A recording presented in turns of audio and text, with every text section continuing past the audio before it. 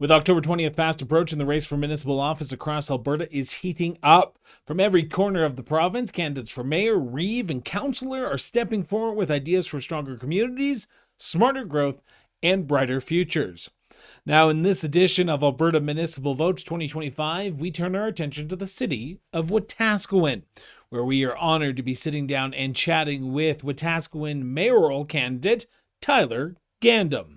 Tyler, thank you so much for sitting down with me and talking about yourself and talking about your re-election bid to be continue on as mayor of the city of Wetaskiwin. Before we get into the issues, let's talk about what your decision was based on. Why did you decide for another 4 years or to put your name forward for another 4 years on council?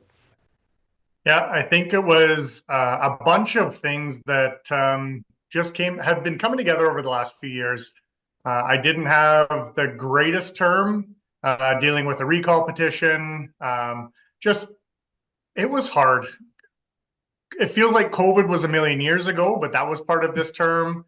So all of the things that we went through as a council, as a member of council, and as a mayor for a city in Alberta, it wasn't easy, that's for sure.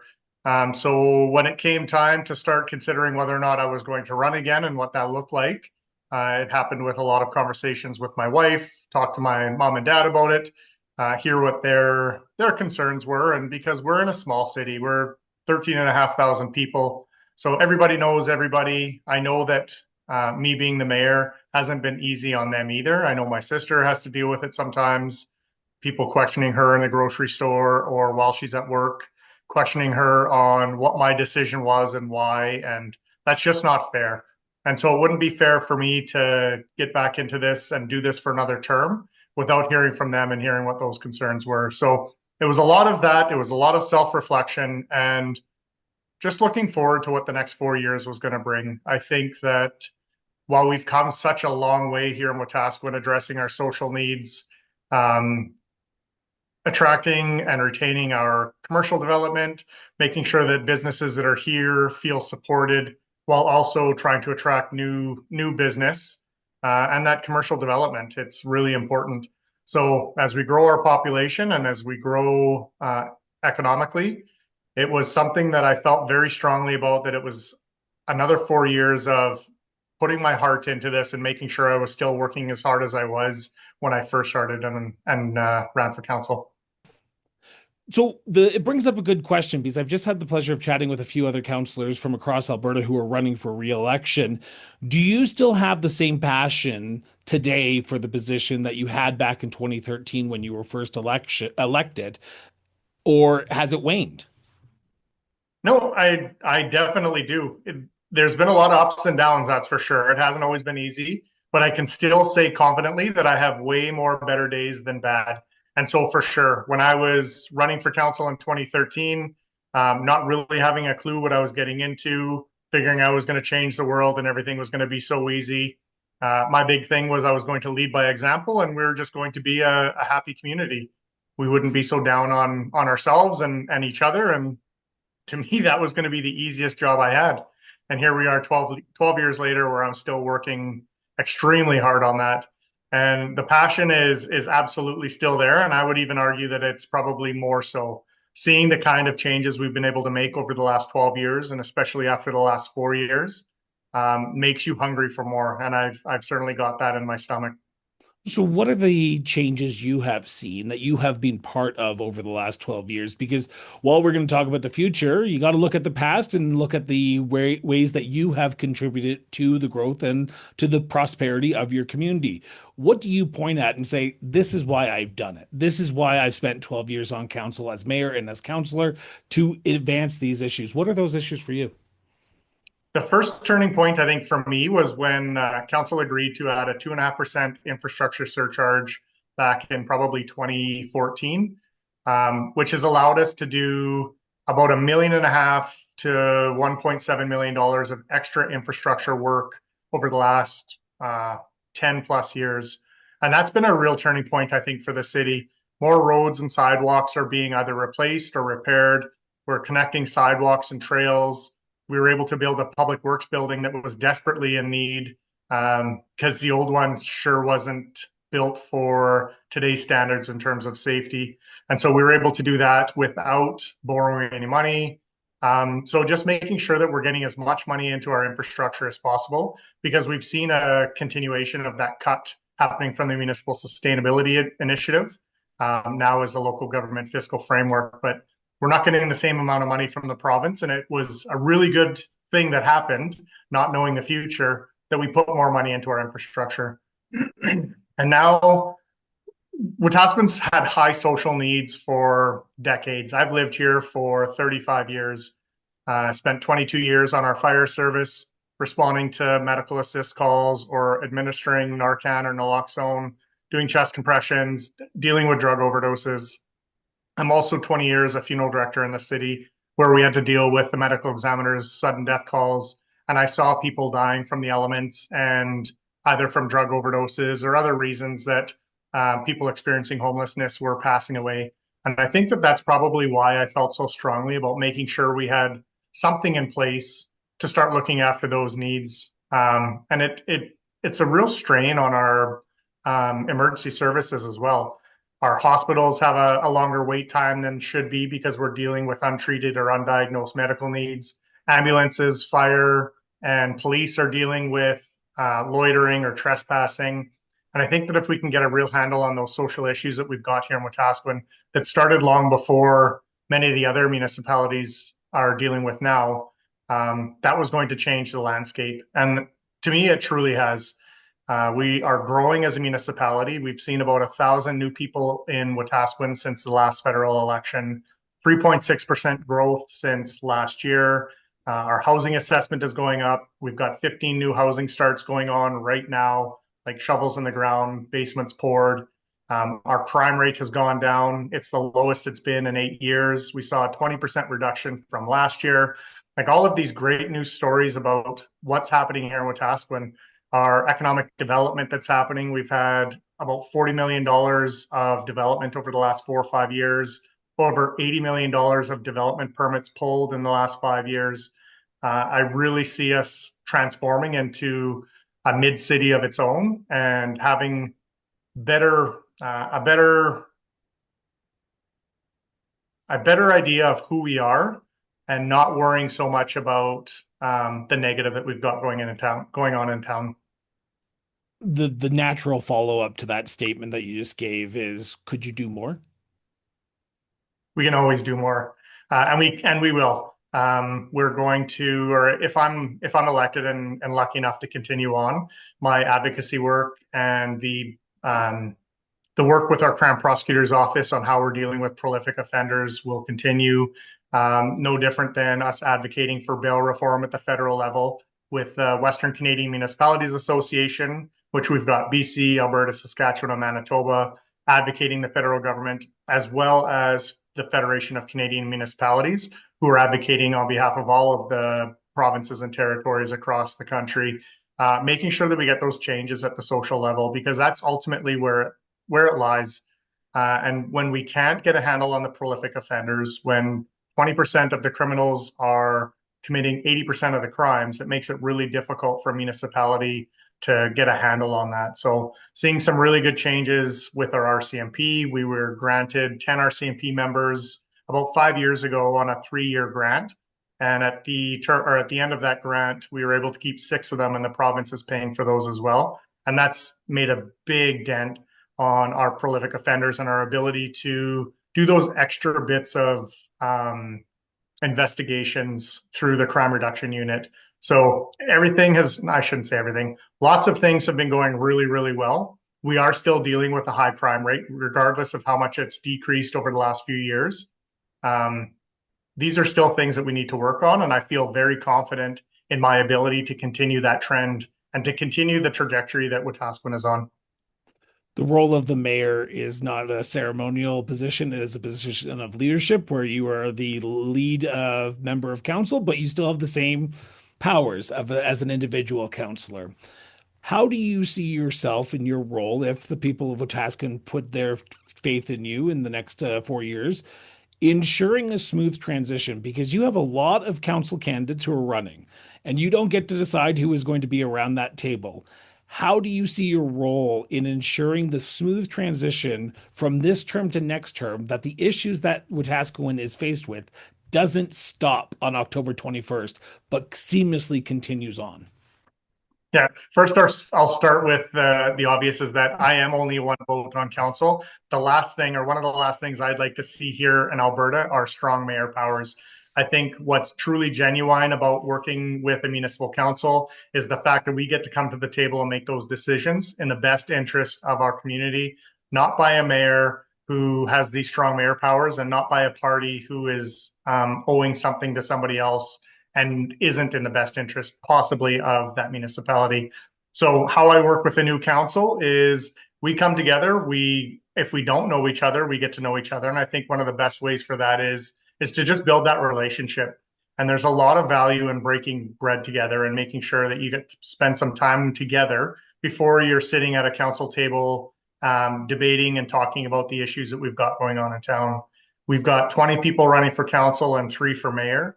Each one of those candidates is coming with a different view on what Wetaskiwin could and should be and how they're going to make that change happen.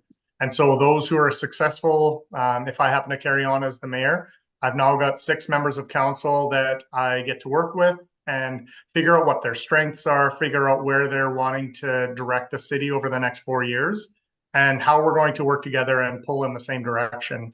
If we've got 7 members of council all pulling in different directions, nothing is going to get done. And so I think it's really important that we come together as a team and figure out what we need to get done and how best to do that. Now, you and I have chatted a few times on the show through different roles that you have, but I went back before this interview and I listened to our very first interview back in 2023 between you and I. And I did not get to ask this question because at that time it was still a new show and I was still learning the ropes. But I think you and I've chatted off the record on this a few times, so I'm going to ask this on the record here now. Now, you know, in your role as mayor, you are never going to please 100% of the people in your community. How do you see your role as mayor in ensuring that everyone has an equal voice in Wetaskiwin, even though sometimes people are just not going to agree with the decision you and council has made? I've been facing that right now, especially through a campaign. There are people that are absolutely against me or think very little of me and aren't afraid to share it or tell me. And the part that probably troubles me the most is that I've never actually met most of these people. And so I think the best part again is getting to know people and understanding where they're coming from and why. When I make a decision, it's based on I don't countless hours of meetings.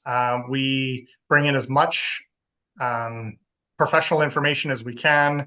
We we vet all of the information. Sometimes we get legal opinions. We've got hundreds, if not thousands, of pages of agendas that we're going through, full of information to lead us to that decision.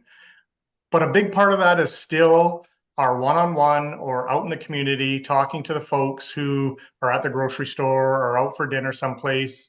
That's where we get a lot of our information too. And it's why I keep pushing to have as much public interaction as we possibly can.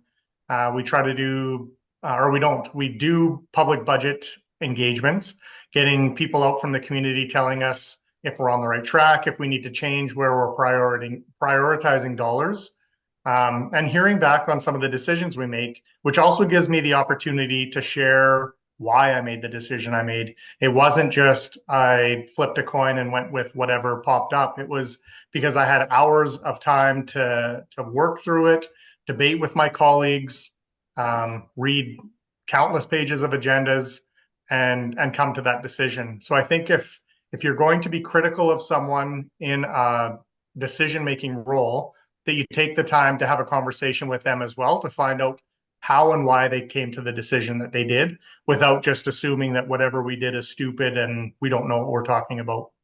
And it goes back to our original comment a few seconds ago that the mayor only has one vote around that council table. And sometimes the mayor even gets voted against. So sometimes you have to go out and sell things that just you weren't in favor with, but council has said that is a priority for them. And that's the will of council. If I get outvoted 6-1, I'm still the spokesperson and I get to go out and tell everybody this is what council's doing, even though I wasn't in favor of it. And that's, I think, a really important lesson for anybody coming onto council is that you're still a team. Once it's the will of council, that's the will of council.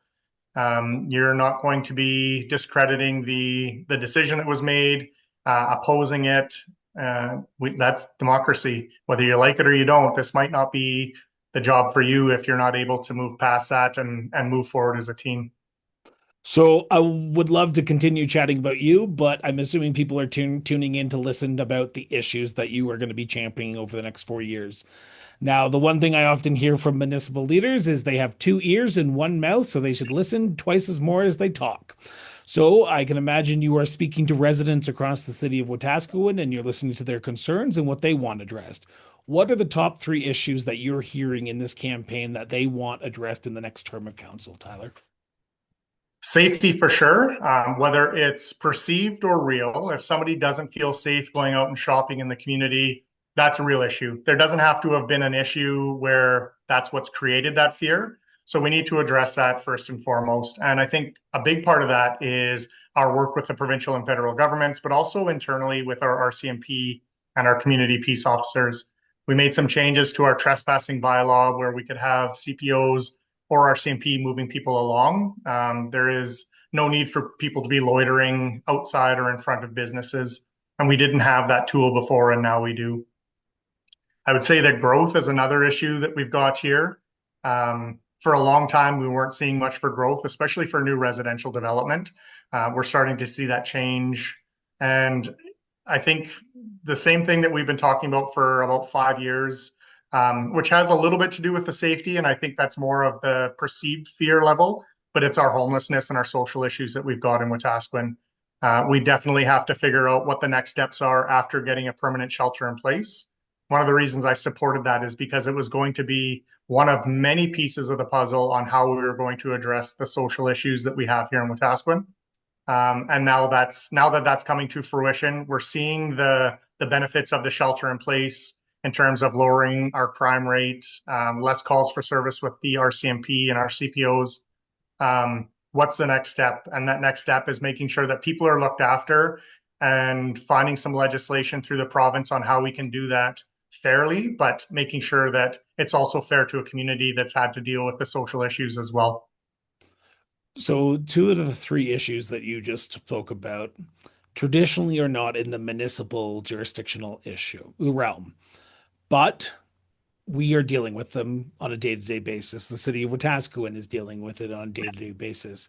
How do you see your role as mayor in addressing this and solving this issue and bringing other stakeholders to the table? Because this can't just be a municipally focused solution. It has to be a provincial, a federal, stakeholders, nonprofits, and community driven solution. How do you see your role in bringing people to the table to ensure that the municipality doesn't just foot the bill on this? Because I can imagine it has probably cost an arm and a leg to address these issues. It has. And I think one of the reasons I supported the new shelter coming in as a permanent one was because the province and Hope Mission were going to be the ones funding it, both the capital and the operating, as well as the operation of the shelter as a whole. This isn't a municipal issue, and we shouldn't be putting dollars into it.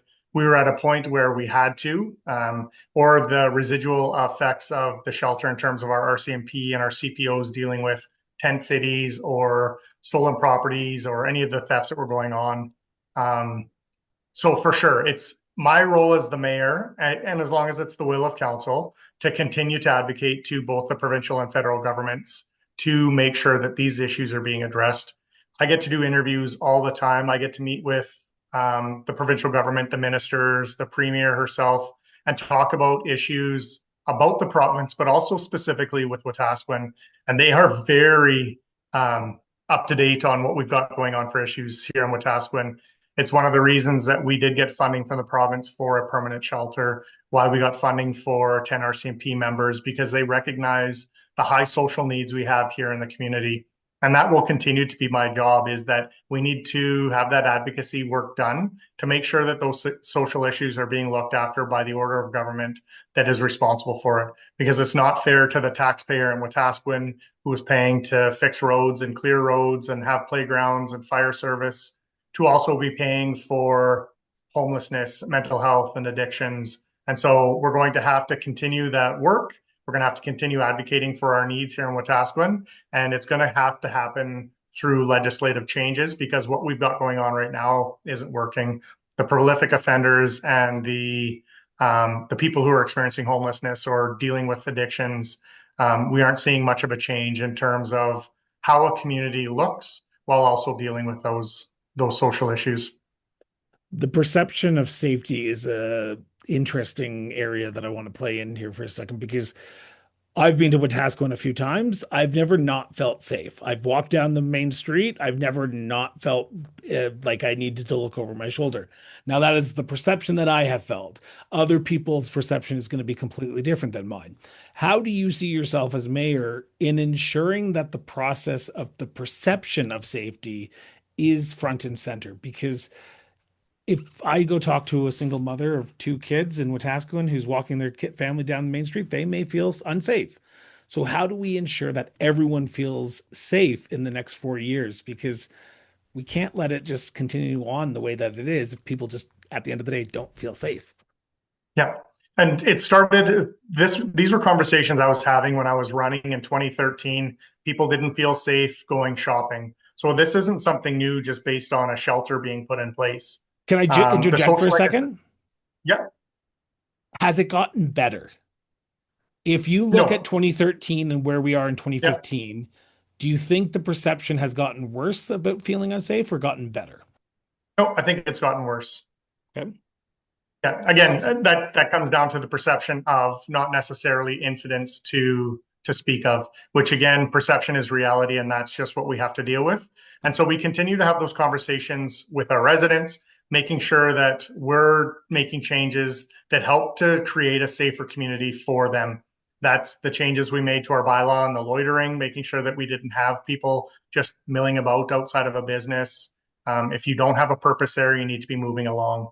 And that's a big part of what we were dealing with for a long time. But we didn't have the tool to be able to do that. And again, it comes down to meeting with and working with the Crown Prosecutor's Office, with the RCMP, attending law seminars on best practices for municipalities, and finding out where our jurisdiction is, where we're able to move, and how we're able to change those things to make it better for our community. And we'll continue to do that.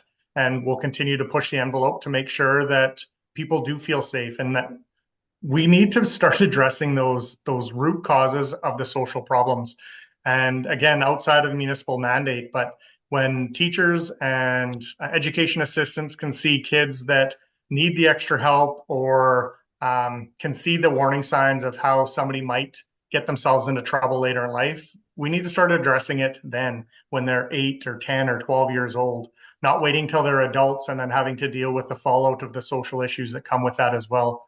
It is such a multifaceted generational problem that we're dealing with. And I don't know what the answer is, but I think that if we want to make a dent in that, we just have to keep plugging away. And just because something isn't working doesn't mean we can't just try something else. Or if it worked before or didn't work before, doesn't mean that it's off the table or on the table. I think at this point, especially with the way the social issues we're having in Alberta, across the country and Canada, and around the world, we absolutely need to be trying everything, because what works here in Wetaskiwin may not work in Red Deer or Lethbridge, and we have to be conscious and cognizant of that, and make sure that we're willing to have a plan B, C, or D, while we're dealing with this stuff. And we need to have all hands on deck, and that means municipalities, the province, the federal government, and all the social agencies that have been working on this for a long time as well. I want to turn to the last topic that you talked about the issues that you're hearing, and that is the growth aspect of the municipality. Now, Growth comes in many different ways through social services, but also that means infrastructure as well. Now, we can beat a dead horse over and over again, and I can imagine I'm going to hear the exact same thing I've heard you say a few times. The province needs to step up and come to the table with more infrastructure funding. But Yeah, absolutely. I'm going to burst your bubble. As of September 29th, What? 2025, when we're recording this, they have not, and they probably will not by the time the election is over. How do you see your role as mayor in the next 4 years, if you are lucky to be reelected, in ensuring sustainable growth happens, but not on the backs of the people who are there right now? Because people are living paycheck to paycheck. It's a hard time out there economically, and I can imagine you want to ensure that people do not suffer at the hands of the municipality. How do you grow your community under those very challenging times? Yeah, without a doubt. And Wetaskiwin's fortunate in that we've got a number of lots that are available within the city limits. We're not having to expand our footprint or extend our infrastructure beyond what's there right now to be able to see some growth. And so while we're doing that, and I talked about the infrastructure surcharge that we implemented 10 years ago, we've got 1,700,000-ish that we can spend on infrastructure each year. And while we're looking after the roads and sidewalks and the stuff that's in place right now, the existing infrastructure, we can also plan ahead for what that growth looks like, maybe into some areas that doesn't have the infrastructure or the services run to.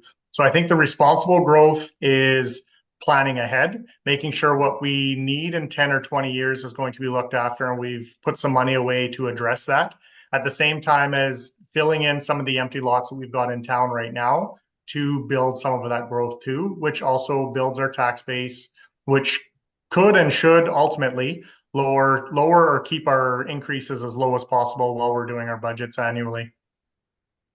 Can your infrastructure services that you currently have, the wastewater treatment facility, the sewer, the lift stations, all handle this type of growth? Because growth is not just sidewalks and pipes under the ground, it's the actual stuff that moves the solid waste to different places in the city. Does your community, and do you see the last 4 years or as your time as mayor in ensuring that the services and the infrastructure services that you have kept up with the growth that has been demanded upon Wetaskiwin? Yes, absolutely. So we just commissioned a new wastewater treatment facility about 2 weeks ago, and that's good for easily doubling our size. And the way that it's built, it can be added on to as needed. So it's not like we have to build a completely new facility to look after that wastewater. Right now, we get our water from Coal Lake, and that's where our water treatment plant is. And again, we can work within those means to work on that growth, and we are able to grow in terms of the resources that we have available to us right now. We would see a rise in potentially the number of fire service we have, potentially police service. Those kinds of things would come at a cost. But again, managing that and being mindful of, okay, if we see another 500 people coming into the community again, because we've had 1,000 in the last 4 years, what does that look like and what are the resources that we need? And so just making sure that we're always thinking 5, 10 years ahead of ourselves on the just in cases. If we double in size for some reason, we hit this growth spurt like some of the communities around us, what does that look like and how are we funding those projects? But how do you square this peg for me for a second, Tyler? Because we talk about the services that you need to provide. You talk about the challenges that the municipality is under, Wetaskiwin, the homelessness, the crime, the safety aspect. But your growth is there. And I would imagine if 100 people were on the show right now from Wetaskiwin, they would all say, they would probably, there's a few of them that would say, we don't want to see our community grow as fast as it has because we cannot keep up with the service that we currently have. We cannot keep up with the challenges that we currently have. How do you see your role as mayor in ensuring that the growth that is happening doesn't come with extra challenges that potentially cripple your community when it comes to safety, crime, the homelessness? It seems like it's a very fine line you're walking, isn't it? It is, yeah. And like I said, if we were looking at building out and had to expand our footprint, I could see those costs really coming through, especially at tax time. The way that we're set up right now with a number of empty lots, we had a couple of subdivisions that were started and not finished. These are where we're able to put these houses and where we're able to absorb that growth. We've got some commercial development that's happened over the last 4 years in places that had area structure plans and infrastructure run 25 years ago to be in place. And so while we're growing right now and doing well with it, we're doing it well within our ability. And so once we go outside of that, and we start expanding our footprint and we have to start extending our services beyond what we've got right now, that's when those costs will come into play. And that's when we start working on either provincial or federal grants. We've seen across the province right now on those fast moving and fast growing communities get some help from the provincial government or the federal government and just prioritizing those grants. So the CCBF grant and the LGFF grant from the province are big pieces of that. And we're able to save those up over multiple years. And so if we've got a project that's coming in, we're able to put 10 or $20 million into that project off of grant funding as opposed to taxes. And I think while we do that, if we're able to keep the tax increases low for that growth, then we get to feel the effect of the growth in a positive way, where you do have a larger tax base, and then you can expand your services where you have to do your plowing, or if we need extra RCMP coverage to do patrols, or if we have to extend our fire service range. Those are all things that we take into consideration long before it happens. And just knowing that we've, not that it's guaranteed because it has changed over the last little while, knowing that we've got both the federal and provincial grants for infrastructure in place, we can plan ahead and make sure that we've got that happening. Now, this is the point in time when I would turn to the future, but there's one last question I want to talk about. And this is a question that only two people in this province get to answer, yourself and Kara Westerland. You are the president of Alberta municipalities, and that means your role as mayor is often divided between advocating on the provincial side, but also advocating on the city side. Who wins in that dynamic for yourself? When you look at The the city, challenges that Wetaskiwin faces, you're sitting in front of Danielle Smith, the premier, or Dan Williams, the Minister of Municipal Affairs. Do you always look at things through a Wetaskiwin lens, and do you advocate for Wetaskiwin first? not necessarily first, but there's never a time that I'm not in front of a minister, the premier, or press for that matter, where I talk about or I don't talk about Wetaskiwin's needs and some of the issues that we're facing and what needs to be handled or dealt with. But first and foremost, my role is the mayor for the city of Wetaskiwin. My board knows that. There's 14 other board members who I expect the exact same thing from them. They all represent a municipality, and that has to come first. All of the staff with Alberta municipalities know that if we need to reschedule something because we've got municipality things going on, that's never a problem. First and foremost, the city of Wetaskiwin, and then the rest of the province. And I would I would have a really hard time believing that anybody else on that board or anybody else in our membership wouldn't understand that hierarchy or that order of importance. I appreciate your honest and candor on that question. Now, I want to sort of end on one final thought process, and then we're going to turn to the future. And it's about one thing that you've mentioned a few times during the interview already, and that is taxes. And now we can talk about the property taxes and the provincial requisition and the seniors requisition, but let's talk about the municipal aspect of property taxes for a second. Very simple question. Does the city of Wetaskiwin, under your leadership of the mayor of Wetaskiwin, spend tax dollars wisely? Absolutely. And whether you're the mayor of Wetaskiwin or the mayor of Amisk, all of our budget deliberations are done publicly. We do public engagements. We're audited annually. If we're not spending where we should be, it's really easy for our residents and taxpayers to see that. Now, there's always going to be a difference of opinion on what should be prioritized, which is why I think it's really important that we get our community out to talk about those budget deliberations and what the priorities are. But there is no way that we could sneak in an extra few $1 million on a pet project without the rest of the city or the rest of the community knowing that that's what's going on. We deliberate in public. They're recorded meetings. Yeah, no, I can say with no doubt in my mind, absolutely. Perfect. I appreciate that. Now I want to turn to October 21st. If the people of Wetaskiwin put their trust back to you for another 4 years, what will be priority number one for Tyler Gandam, mayor-elect for the city of Wetaskiwin? Yeah, still going back to the social needs and making sure that the province and federal government know what changes need to be made. Wetaskiwin has been the example of why some changes have been made.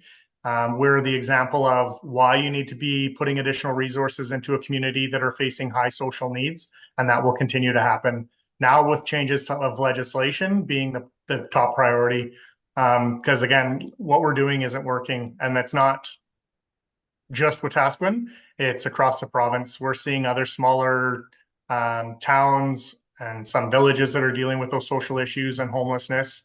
And it's not fair. It's not fair to the residents. It's not fair to the businesses. And quite honestly, it's not fair to the individual. That's a pretty rough life to be leading and living without some kind of support. And I don't know what that looks like. I just know that something has to change. Are you optimistic about the future of Wetaskiwin? I am. Oh, I absolutely am. And not even optimistic. I'm excited to see some of the changes and the growth that we've had over the last even 8 years. Makes me really excited about what it's going to look like in 4 years from now. And again, 20 years from now when my daughter is an adult and looking for a place to live. Now, for anyone who is watching this, quick editorial note before I give my last two questions. This is an interview between the mayoral candidate and myself. Now, if you are a candidate running in any municipality across the province of Alberta, or even in the city of Wetaskiwin as a councillor, or even as the mayoral candidate, and you want to be featured on this show, you have to do a little bit of a legwork. You have to go at least 10% of the way for my 90% of the way, and you have to reach out to us. So go to our website at crossbordernetwork.ca and click the join the show page, and there you'll be able to fill out your information. We'll get back to you within 24 hours and probably have it recorded within 72 hours of you sending in the information. So if you want to be featured on the show, reach out to us. If not, understandable. It's your loss. So, with that being said, my last two questions, and this is the big one before I get to the $1 million one. We have talked about a lot of things over the last 35 minutes, but there's probably something that I've missed. And there are probably people yelling at their screens, yelling at their Walkmans. I was about to say walkie talkies, but not even Walkmans, iPhones, who are listening to this at a future date and saying, why didn't Chris ask this of Tyler? How can people reach out to you and ask the questions that we have not talked about? Because the election's about democracy and it's about listening. How can people reach out and get in contact, Tyler? The easiest place is probably through social media. Re-elect Tyler Gandam for the mayor of the city of Wetaskiwin. Or my cell number is 780-312-0660. I've never been shy about sharing my phone number. I do actually want to hear from our residents and our business owners. How can we do better? What's going well for you? And how can we better support you? And I believe that's the role of any elected. Yeah, it's to me, it's honestly that simple as trying to be engaged with your community as best you can, make yourself available and take your lumps sometimes, because there are times I make a decision that I don't even like, and I look forward to what that decision is going to do for our community in 20 years and make the unpopular decision sometimes. Not not what I thought I would be doing or how I'd be putting myself in that position, but yeah, if you are running for council, just be prepared to not be the popular one every once in a while when somebody doesn't agree with your decision. I had a council candidate who said that they ran a business and the moment they got elected, half their clientele left them because they made a tough decision on their very first budget. So you're right. Get ready for people not to like you the moment you get elected. Even your friends sometimes you can lose those. But we can have a full length conversation about that at a future date. My final question, and it's the long winded one where you get to take as long as you want or as little time as you want. Why should people put their trust in you for the next 4 years as the next mayor or continue on as the next mayor of this great city of Wetaskiwin? I think over the last, it's not even my time on council. It's how I've lived my life here in Wetaskiwin. I started at a young age with guidance from my family on how we give back to a community, volunteering our time, donating where we can, being a part of events and volunteering to help set up or take down. That happened long before I was even out of high school. And then joining our paid on call fire service, or our volunteer fire service. I had a 22-year career with them, retiring as a captain. I had the opportunity to lead an amazing group of men and women, putting themselves into positions that they probably never thought they would be in. At the same time as understanding it's a paid on call role or a volunteer role, there were times I was getting set up and ready for Christmas morning, and pager would go off and away I went. But it comes down to the service you want to provide to your community. I've got 20 years as a funeral director, and I believe that was one of the hardest, best jobs a person can have in terms of how you support your community and how you support your neighbors during what is probably their hardest day.